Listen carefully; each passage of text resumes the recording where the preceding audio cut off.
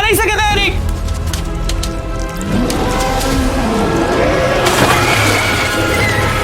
لقد توقفت صرخات غوغوك غاغا. هل من الممكن أن يكون وحش المرحاض قد ابتلعه؟ يجب أن نذهب معكم الآن لنرى ونذهب إلى المرحاض.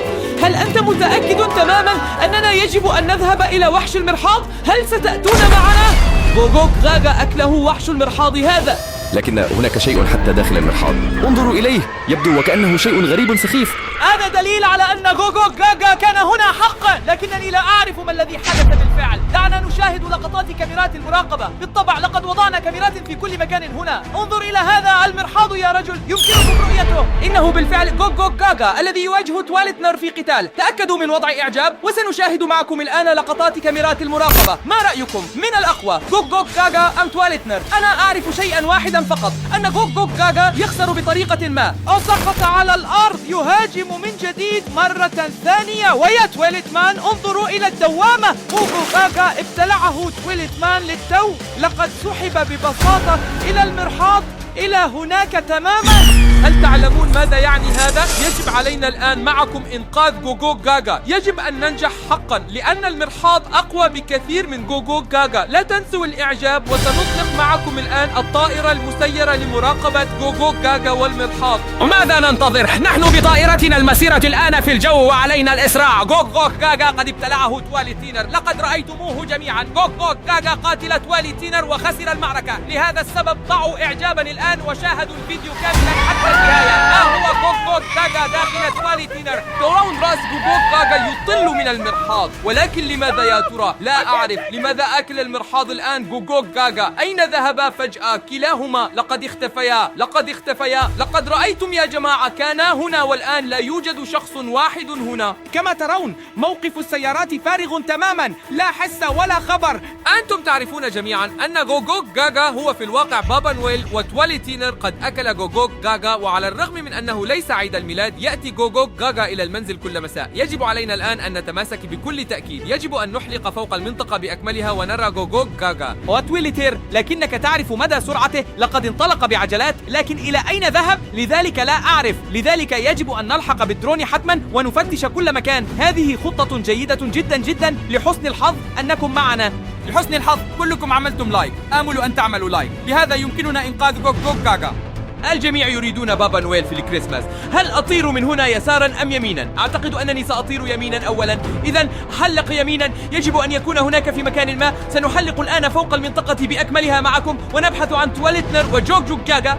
يجب أن يكونا كلاهما في مكان ما. لقد رأيتموه هنا، تواليتينر وغوغوك غاغا. ترون ذلك؟ إنهما يبتعدان مرة أخرى.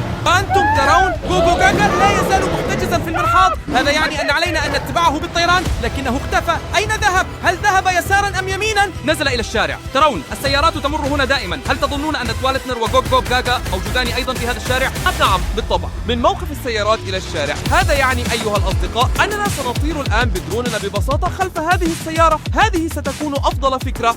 لابد أن تواليتنر موجود هناك في مكان ما. معك حق، ها هو تواليتنر وغوغوك غاغا. لقد كان معي حق بالفعل وهم يبتعدون. هل رأيت كم هو سريع تواليتنر؟ يجب عليكم الآن أن تتركوا إعجابا، وسنلاحق معكم تواليتنر وغوغوك غاغا. وإلا فلن نتمكن من إنقاذ غوغوك غاغا. ترون أنا أضغط بأقصى سرعة الآن. أنا ألاحقه لكنه سريع جدا. ألا يمكنك الطيران أسرع؟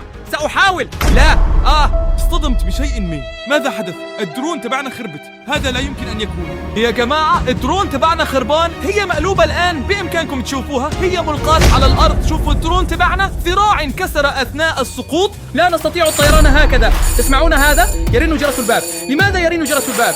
هل تظنون أن هذا هو تواليتمان؟ لكن قد يكون أيضا غوغوك غاغا. هل نفتح الباب الآن حقا؟ طبعا بهذا يمكننا إنقاذه. إذن ضعوا إعجابا الآن. ربما تواليتمان يقف أمام الباب. ربما غوغوك غاغا يقف أمام الباب. سنفتح الباب الآن معكم. سنفتحها بكل تأكيد. ايه الأخبار؟ مش هتصدقوا اللي هقوله. أخويا صغير غوغوك غاغا انفلت من عقاله ومخه ضارب خالص. من هو غوغوك غاغا هذا؟ وماذا يفعل غوغوك غاغا بالضبط؟ هل هو أخوك أنت حقا؟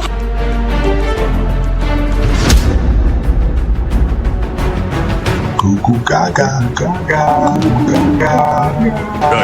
هل تعرفون الآن من هو غوغوك غاغا؟ إنه أخي الصغير.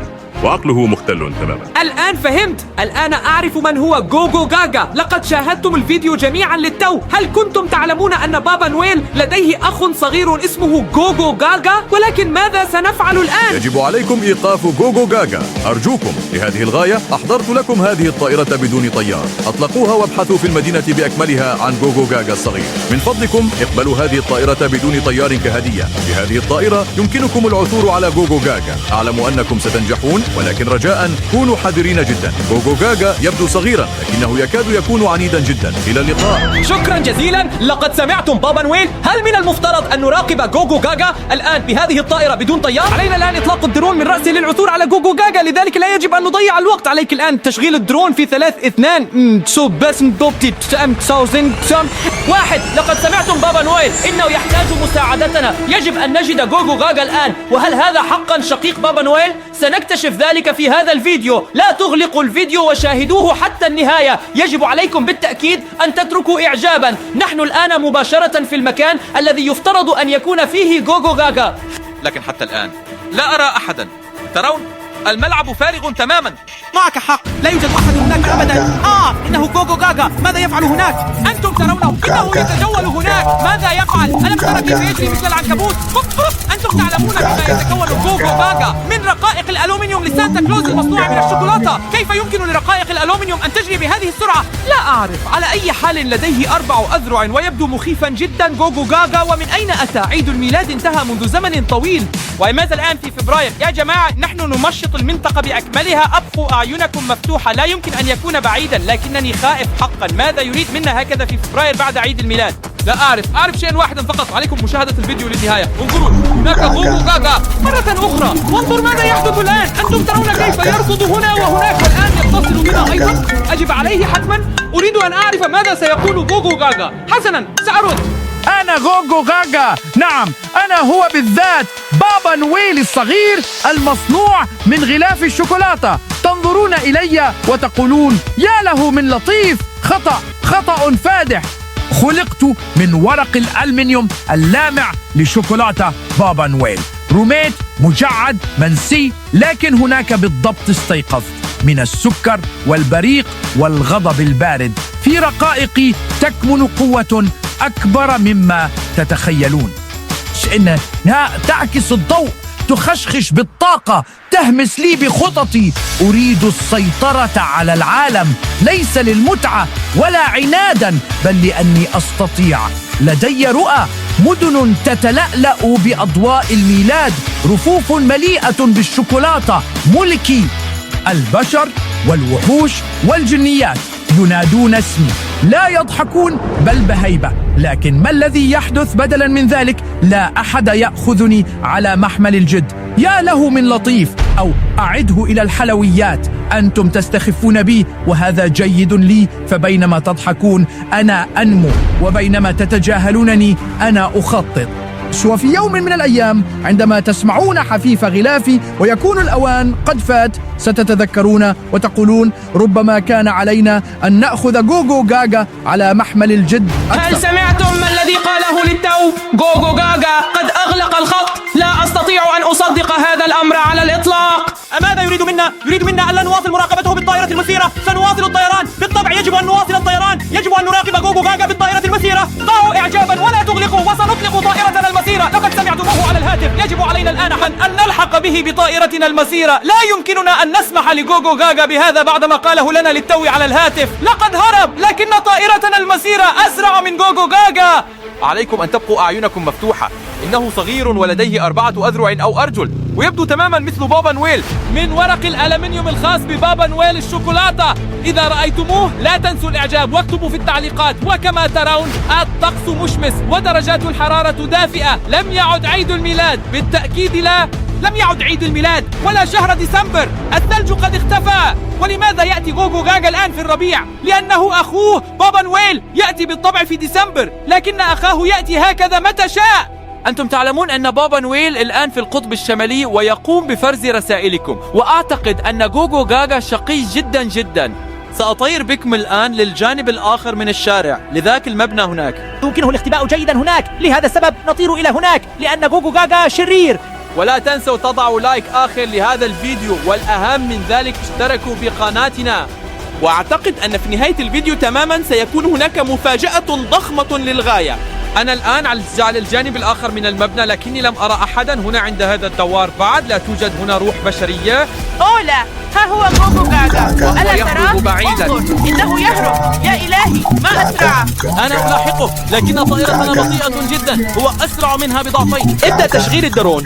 صحيح، السرعة القصوى. أنتم ترون ذلك. ضغطت على دواسة الوقود بالكامل لكنه هرب. كان أسرع مني ببساطة. أين ليس ذهب؟ لدي أي فكرة. لقد لقد اختفى فجأة. ألم تروه جميعا قبل قليل؟ غوغو غاغا اختفى وكأن الأرض انشقت وابتلعت. إلى لقد أين رأيناه ذهب هنا الآن؟ منذ قليل، لكنه لم يعد موجودا هنا الآن. هل تعتقد أنه يختبئ هناك في مكان ما؟ ماذا لو كان في مكان ما تحت الأرض؟ جرس الباب يدق على بابنا.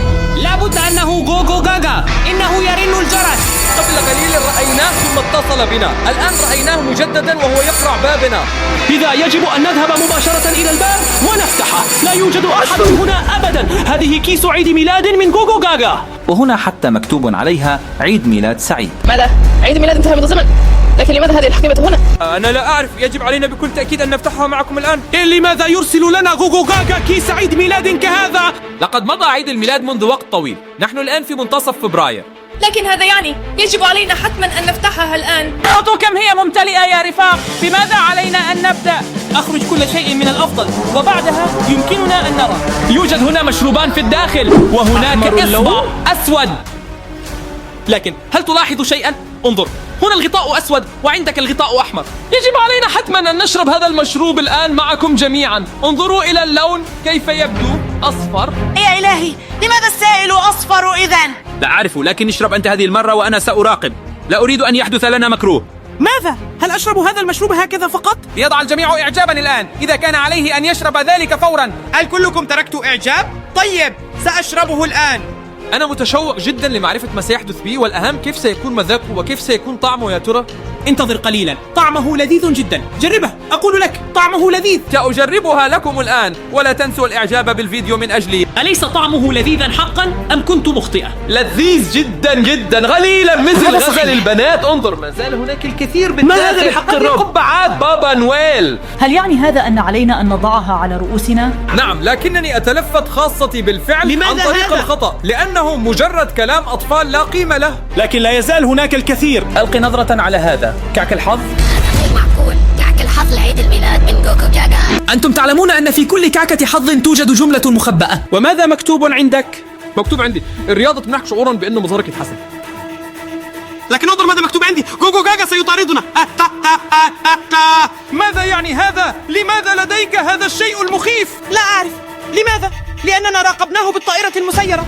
سنخرج الآن شيئا آخر من كيس عيد الميلاد هذا من غوغو غاغا. انظر ما هو مكتوب هنا. أنا أكره هذا لا عيد يمكن الميلاد. أن يكون إلا كلاما سخيفا. وأنتم ترون يا جماعة، هنا يوجد الكثير والكثير من الأشياء، مفرقعات وأيضا بعض مدافع الكونفيتي. لماذا كل هذا في هذه الحقيبة؟ هل لديك ولاعة لنشعل مدفع القصاصات هذا؟ طبعا لدي ولاعة، لكن هل أنت مجنون؟ لا يمكننا إشعاله هكذا. هذا عرض ناري صغير وسنفعله معكم الآن. لكن هذا من غوغو غاغا، هذا من غوغو غاغا. أنت تعلم جيدا إنه خطير. علينا أن ننتبه لما يحدث هناك. لا يجب أن ما هذا بحق نشعل واحدة فقط، يجب أن نشعل الثانية أيضا. ترانا، أريد أن أرسل رسالة من غوغو غاغا. لكن لم يكن هناك أي شيء بالداخل، والثاني أيضا انتبه لما يعمل. سيحدث. ليس لدي أدنى فكرة ماذا يحدث هنا بالضبط. لقد اكتفيت يا جماعة. يجب علينا أن نشغل الطائرة المسيرة معكم مرة أخرى ونبحث عن غوغو غاغا الآن. إنه أخطر من اللازم. علينا الإسراع. يجب علينا إيقاف غوغو غاغا الآن. محتوى الكيس كان ببساطة شديد القوة. وأنتم تعلمون جيدا من أين جاءت هذه الحقيبة من غوغو غاغا. لا أستطيع أن أصدق حتى الآن ما كتب ببساطة على كعكة حظك. لا، الكيس عند بابنا وهرب للحقل. انظروا هناك في الأسفل، هنا في الأسفل يوجد مدخل. هل ترون ذلك يا أصدقاء؟ هناك حجر على غطاء بالوعة ما. أليس هذا دليلا على أن هناك كلام أطفال بالضبط؟ يمكنكم رؤيته هنا. لقد قربت الكاميرا قليلا لتتمكنوا من رؤيته بشكل أوضح. هذه إشارة. غوغو غاغا سيكون في هذا الحقل لأنه وضع الكيس أمام بابنا. وعلينا الآن أن نلاحق غوغو غاغا معكم جميعا. أوه، لا، هناك غوغو غاغا. ماذا يفعل غوغو غاغا؟ يهرب بسرعة. يركض فقط في الحق. يا جماعة لا ألحق به، إنه سريع جدا. عليك أن تتبعها بطائرتنا. أطير عاليا، ربما نراه من فوق. غوغو غاغا. هذه فكرة جيدة. كلما ارتفعنا أكثر كلما تمكنا من رؤية المزيد بطائرتنا المسيرة. هذا خطأ في التفكير، إنه صغير. كلما ارتفعنا صغروا أكثر. وعلينا أن نكون حذرين. غوغو غاغا هنا مصنوع من ورق الألمنيوم، ولا تظهر جيدا في العشب الأخضر. يجب أن أطير أقرب. المهم أن الشمس تعكس ورق الألمنيوم. إذا عكست الشمس ورق الألمنيوم هذا فسنرى. طبعا، ثم تلمع رقائق الألومنيوم ويمكننا رؤيتها معكم. لا، سأهبط قليلا الآن. هنا في الدوار هرب في البداية تماما. لقد رأيتموه ولقد لاحظتم مدى جنون غوغو غاغا فقط من محتوى الكيس. لكنه ليس هنا، هو ليس هنا، وعلينا أن نوقف غوغو غاغا الأخ الصغير لبابا نويل. تخيل، بابا نويل جاء خصيصا إلى منزلنا وحذرنا من أخيه غوغو غاغا. تخيلوا، لقد أخذ من وقته ليسافر إلينا من القطب الشمالي ليحذرنا. لقد حلق فوقنا خصيصا بزلاجته وأيائله. انظر، هنا يوجد مدخل آخر يؤدي إلى المجاري، لكنه مغلق، عليه مجرد حجر. إذا سنتبع الطريق الآن، لعلنا نجد غطاء بلوعة مفتوحا. الجيد هو أننا نعرف أن غوغو غاغا بالضبط هناك، لكن أين ذهب؟ يجب أن يكون في مكان ما هنا في الحقل أو أسفل الحقل. تحت. هذا مورد ممتاز جدا. لا تنسوا الإعجاب جميعا. انظر هنا، هذا غطاء بلوعة آخر. إنه مدخل هواء. نعم، لكنه لا يزال مغلقا. للأسف لا يمكننا الدخول بالدرون. شوف، هناك شيء أحمر في الحقل مسيج. أحمر؟ إنه حقا علامة جيدة. أحمر وأبيض مثل بابا نويل. وكأننا غوغو غاغا. يا جماعة لازم ننتبه. ها هو غوغو غاغا يطير برأسه من الحفرة. هذا يدل على أن غوغو غاغا موجودة في باطن الأرض. لحظة، كيف يمكن لغوغو غاغا أن يكون رقائق ألمنيوم تحت الأرض؟ لا أعرف، لكنكم رأيتموه اختبأ للتو هنا في الحفرة. وكيف يمكننا الطيران بالدرون تحت الأرض؟ لا يمكننا المرور عبر ذي الفتحة. علينا أن نكون حذرين لئلا تتحطم طائرتنا المسيرة. فماذا عسانا أن نفعل الآن؟ يجب أن نواصل الطيران ونجد مدخلا لهذا الكهف الجوفي. يجب أن نوقف غوغو غاغا بأي ثمن. إنه يريد تدمير كل شيء، وأنتم تعلمون لا يمكننا السماح بذلك. لقد وعدنا بابا نويل ولكم أنتم هناك، وأنت بالتأكيد لا تريد السماح بذلك أيضا. لذلك اترك إعجابا الآن. نحن بحاجة إلى مساعدتكم. اكتبوا لنا أي شيء في التعليقات. تعليقاتنا قليلة جدا. هل ما زلتم هنا؟ المسألة هي، هل غوغو غاغا لا يزال موجودا؟ يطير فوق العقار بأكمله ونبقي أعيننا مفتوحة بحثا عن تمثال. أنتم تعرفون كيف يبدو غوغو غاغا. ها هو الحقل وها هو الدرب، لكن أين غوغو غاغا يا ترى؟ حتى الآن ما في شيء هنا ولا أجد أي مدخل. يجب أن نجد فتحة في مكان ما لكي نتمكن من الطيران إلى القبو. وأحمر وورق ألمنيوم. لا نحتاج أن نولي اهتماما لأي شيء آخر. انتبه، أين تحلق؟ هنا بالتأكيد أعمدة كهرباء تشير إلى اتجاه واحد. لكن إذا طرت عليها أو اصطدمت بها فالطائرة بدون طيار تتلف. أعطير أبعد قيدا وأنتم ابقوا أعينكم مفتوحة. علينا أن نحلق حوله بمنتهى الحذر. يا إلهي، هذا هو الطريق. أنا أحبك أيضا جينا. من يقرع جرس الباب لدينا هنا؟ هؤلاء هم صائدو الشياطين الكيبوب. دعنا نفتح الباب مباشرة. رومي، ماذا تفعل هنا؟ أنا أكره ميرا. لقد قابلت صديقي جينو، لهذا السبب أرسلت تويلت إيتر وراءها، وآمل أن تويلت إيتر سيأكل. لقد سمعتم رومي، إنها تكره ميرا وقد أرسلت تويلت إيتر على كليهما. لهذا السبب يجب أن نذهب الآن فورا إلى الخريطة ونتحقق من مكان جينو وميرا. لا أستطيع أن أصدق ذلك. رومي لم توظف فقط آكل مرحاض واحد، بل العديد في 5 أماكن مختلفة. على سبيل المثال، يوجد آكل مرحاض هنا في المختبر، حتى أن آكل مرحاض يحرس حقل الذرة هنا. لكن للأسف لا نعرف في أي مكان يتواجد الثنائي العاشق جينو وميرا. ربما في المزرعة، لكن حتى هي محروسة من قبل تويلت إيتر. حتى في السيرك الجميل يوجد تويلت إيتر. سنراقب اليوم جميع الأماكن ال5 بطائرتنا بدون طيار لإنقاذ ميرا من تويلت إيتر الشرير.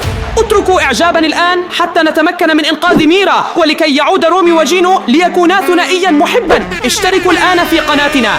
الاشتراك مجاني تماما. نحن نطير بطائرتنا بدون طيار مباشرة إلى السيرك، لأن ميرا وجينو قريبان جدا.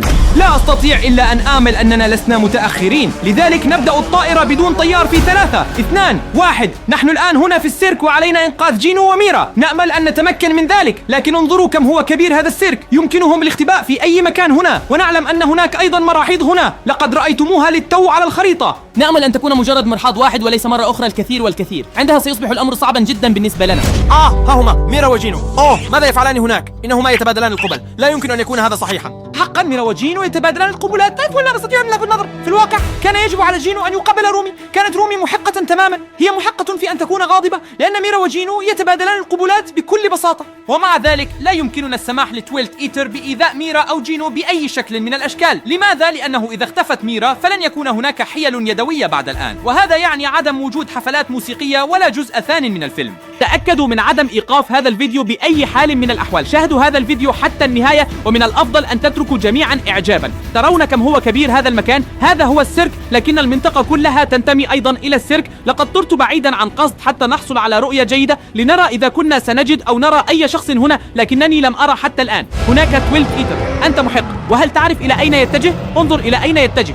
باتجاه السيرك. يمكنكم رؤية أنه يسير هناك، كما لو أن تويلت إيتر يعرف أن ميرا وجينو عند السيرك. أين ذهب؟ الفندادة وهنا في الأسفل؟ لا، ده مجرد إنسان. يا جماعة بس رأيتم للتو تويلت إيتر الحقيقي يعني إلى أين ذهب؟ 100% ذهب تويلت إيتر إلى السيرك. إذا سنطير الآن بطائرتنا بدون طيار مباشرة إلى السيرك، وعلينا إنقاذ جينو وميرا. نعم، يجب أن نحذرهم أن تويلت إيتر قريب جدا بالضبط عن السيرك. هل رأيتم ما حدث للتو مع السيرك؟ أين ذهب السيرك؟ كان هناك سيرك للتو. لا، السيرك قد اختفى. لا، هو الآن غير موجود. بالطبع هو الآن غير موجود، لكنه كان موجودا للتو.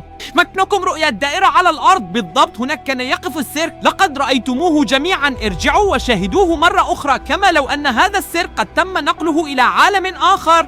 لكن أين ذهبت ميرا وجينو؟ ماذا لو كانوا قد اختبأوا في السيرك والآن هم ذهبوا؟ إذن هم أيضا ذهبوا. وأين ذهب السيرك يا جماعة؟ ماذا حدث لهذا السيرك للتو؟ لكن أين ذهبت تويلت إيتر إذن؟ كانت تويلت إيتر في طريقه إلى السيرك للتو. أنت محق تماما. علينا تفتيش هذا المطار. الآن أعرف ما حدث للسيرك. جيش تويلت إيتر قد أكل السيرك.